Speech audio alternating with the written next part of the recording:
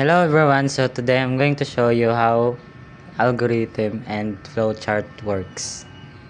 By the way, my name is Kim Samoso, base IT Set A, first year college, and this is for school purposes only.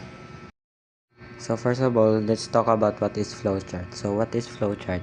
A flowchart is a diagram that visually maps out a step-by-step process, workflow, or algorithm using standardized symbol like boxes, diamonds, arrows to show sequence, decision, and outputs, making complex procedure clear, easy to understand, analyze, and improve for various fields like software development, business, and training.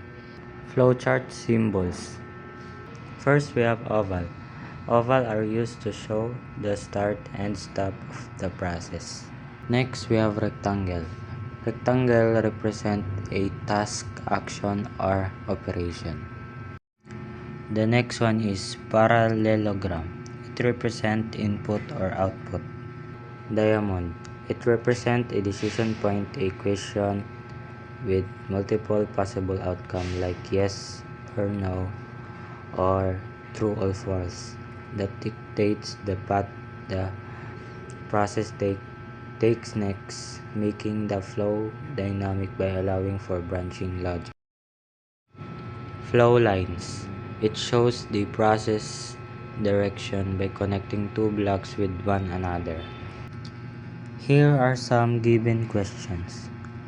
Question number 1. Getting the average of 3 given grades of the 3 subjects. A. Math 80, B. English 90, C. Science 87. This is the algorithm of question number 1. First, start. Second, set Math 80, set English 90, set Science 87. 3. Complete average. Math plus English plus Science divide 3. 4. Display average 5. End. This is the flowchart of question number 1. First, as you can see, we use oval to start. Then, we use the parallelogram for the input. We put Math 80, English 90, Science 87. And then, we used rectangle for the process. 80 plus 90 plus 87 equals 257. Then, let's divide that by 3. So, 257 divided by 3.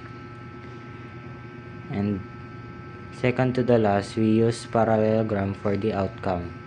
Average equals 85.66. Final average 86. We round it up. And last, we use oval for the end. Question number 2. Display the phrase I passed the subject 15 times. Question number 2. Algorithm. Number 1. Start.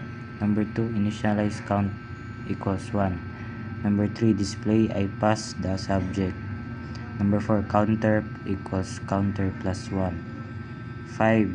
If the number is 15, continue. 6. Else the number is 15, stop. End. 7. Is count less than 15, yes or no. Number 8. If no, go to step 2 and 3. 9. Else stop or end. Question number 2. Flowchart. Start. Count equals 1. Display I passed the subject. Counter equals counter plus 1. Is it count less than 15 years or no?